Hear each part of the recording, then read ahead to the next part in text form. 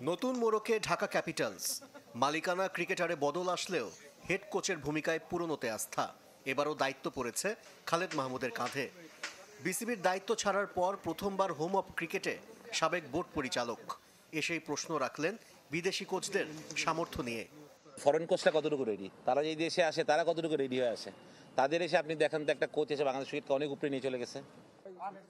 Board পরিচালকের পদ থেকে পদত্যাগ করার সময় সভাপতির সাথে আলোচনা করেছেন, জানিয়েছেন বিসিবি চাইলে কোচ হতে রাজি, এখনো অপেক্ষায় আছেন ডাক পাওয়ার।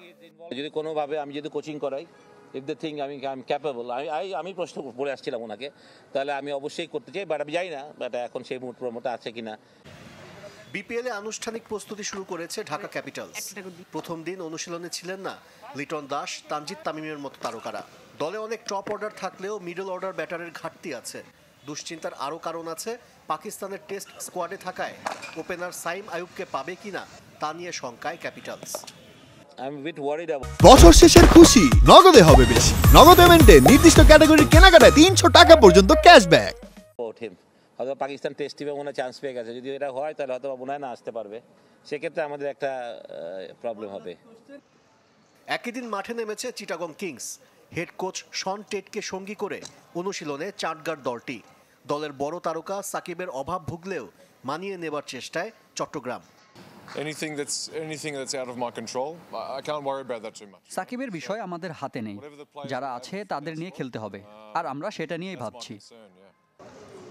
নিজে একসময় গতির ঝড় তুলেছেন, তাই টাইগারদের নতুন সেন্সেশন নাহিদ রানায় মুগ্ধ সাবেক অজি তারকা।